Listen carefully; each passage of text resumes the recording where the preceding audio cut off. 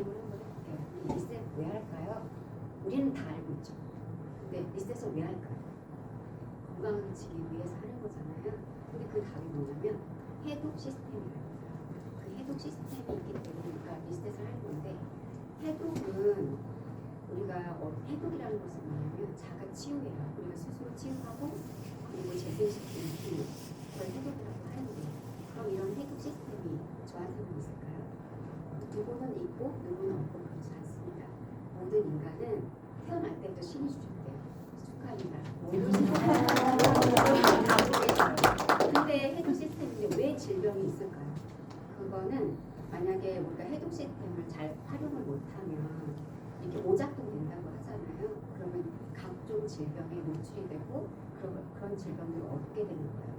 그러니까 해독 시스템을 최상으로 작동을 시키면 자가치유하면서 또 재생시키면서 10년 이상 젊음을 유지할 수 있는 그런 걸 가지고 가질 수 있는데, 그게 바로 리셋 프로그램이에요. 그러니까 리셋을 하게 되면 우리가 해독 시스템을 최상으로 높일 수 있다. 그렇게 이해하시면 되고요.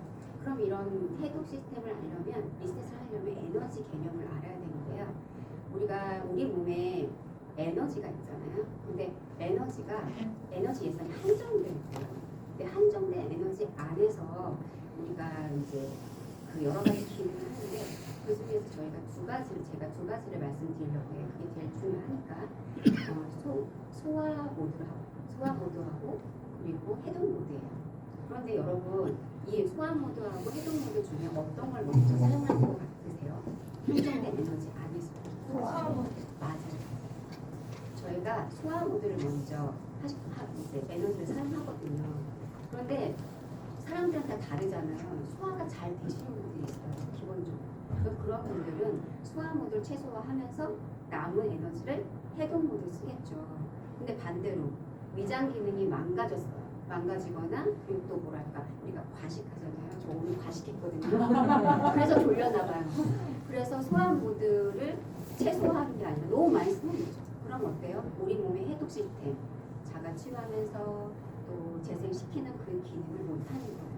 그렇게 되면 어떻게 돼요? 우리 몸이 자꾸 오작동이 되는 거예요.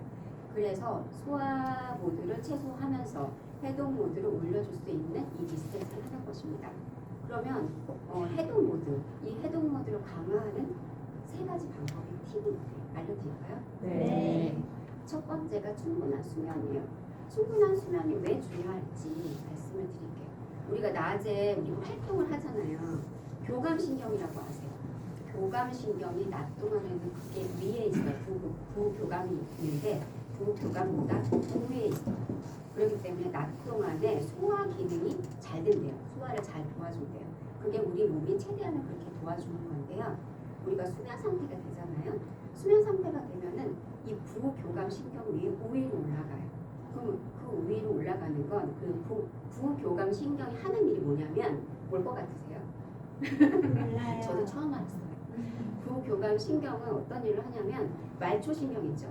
이 말초신경이 혈액을 보내줘요. 그렇기 때문에 우리 작은 신경들이 모여있는 그 모세혈관 같이 이게 좁은 작은 신경 쪽으로도 그 혈액을 모아주니까 우리가 순환을 잘할 수 있거든요. 잠자는 시간 동안에. 근데 잠을 덜 잤어. 그럼 어때요? 피곤하지 않아요? 저는 피곤하더라고요. 그런데 그거는 그 전날 잠을 잘 못 잔다, 그 기능이 잘 안 돼서 그런 이유에 리셋이 잘 안 되는 거죠. 그래서 우리가 특히나 리셋을 할 때는 충분한 수면을 해야지만 리셋 모드가 잘 돌아간다. 그럼 두 번째는 4-4-12 공복 유지예요. 그러니까 아침, 점심 사이에 4시간, 점심과 저녁 사이에 4시간, 그리고 저녁과 아침 사이에 12시간의 공복 유지를 해야 되거든요. 제가 지금까지 그 에너지 개념에 말씀을 드렸듯이 소화 모드에 덜 써야지 우리가 해독 모드로 잘 갈 수 있는데, 우리 간식 좋아하잖아요. 간식을 막 먹어요. 그리고 또 밤에 야식을 먹어요. 그러면 어떨까요? 우리 몸은 계속 소화 모드로 에너지를 사용하게 돼요. 그럼 해독으로 가지 않겠죠. 그래서 우리 리셋을 할 때는 항상 4-4-10이라는 공복 유지를 해야만 더 강화할 수 있다는 거. 그리고 세 번째는 뭐냐면 세 번째 소화 효소라고 하죠. 소화 효소를 섭취를 해야 돼요. 우리는 각기 가지고 있는 소화 효소가 다 달라요. 어떤 사람은 많이 갖고 어떤 사람은 적게 갖고 또 65세 이상이 되면 이 소화 요새가 점점 없어진다고 해요. 그러면 해독할 수 없나요? 해독할 수 있습니다. 그것은 우리가 식사 전에 소화 효소를 우리가 먹어주면 돼요. 그래서 우리가 유산화 리셋 프로그램 보면 알로엔즈, 두통이 들어갔죠. 그게 바로 이 소화 효소예요. 이런 깊은 뜻이 있다는 거. 그래서 이런 세 가지를 잘 하면 우리가 리셋을 더 강화할 수 있는 점이 된다. 그리고 해독 모드를 제가 아까까지 얘기했죠. 그 다음이 뭐지?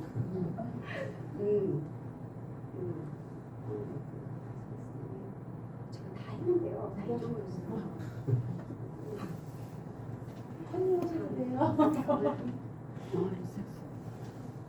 아 맞아.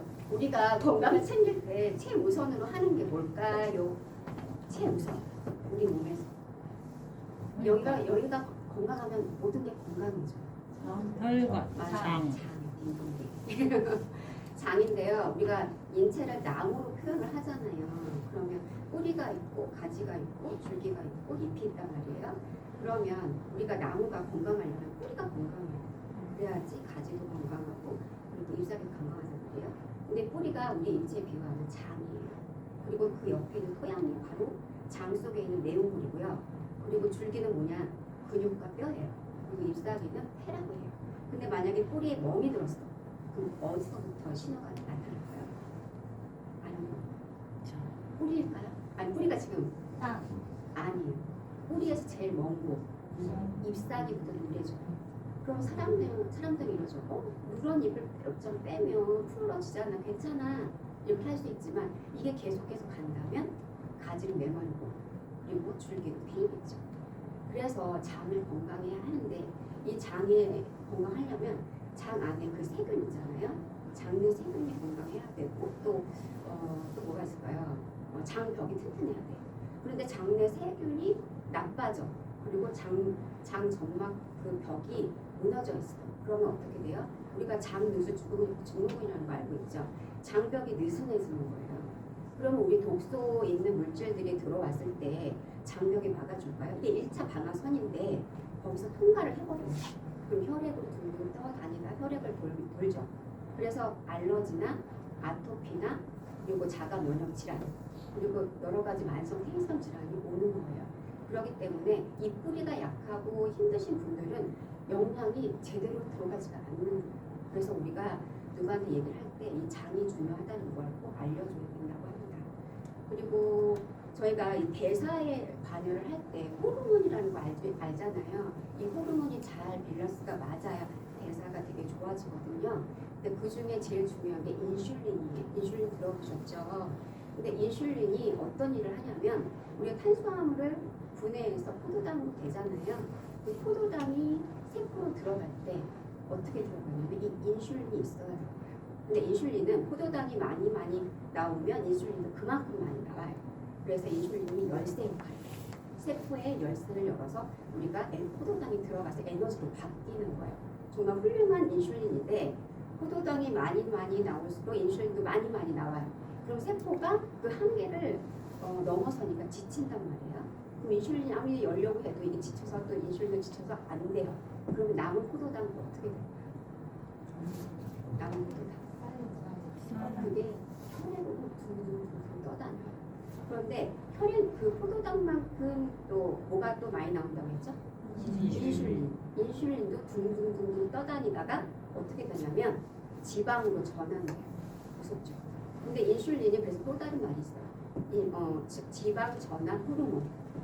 그래서 이 복부에 막 이렇게 뚱뚱해지고 그런 게 다 인슐린이 너무 많아서 그렇게 됩니다. 그럼 포도당은 어떨까요? 이 혈액을 둥둥 떠다녀요. 그럼 어떻게 될까요? 혈당이 높아져요. 그래서 당뇨 있으신 분은 혈당 수치가 높잖아요. 그 이유입니다. 그래서 그 끈적끈적 하잖아요. 포도당이. 근데 이 혈액 그 혈관이 좁잖아요. 좁은 데를 막 통과하다가 뭉친단 말이에요. 끈적끈적 뭉쳐서.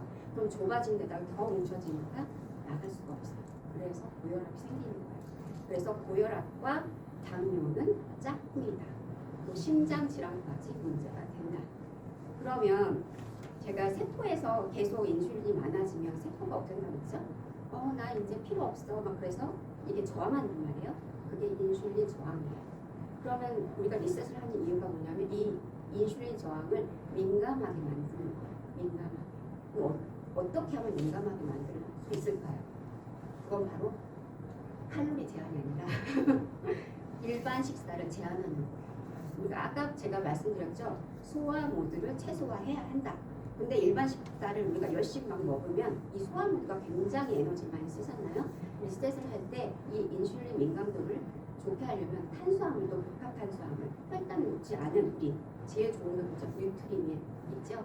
그리고 그 비타민과 미네랄이 많아야 되니까 그런 것들을 많이 먹어서 우리 몸의 대사를 좋게 해주고 인슐린이 민감해져서 건강해지는 거죠.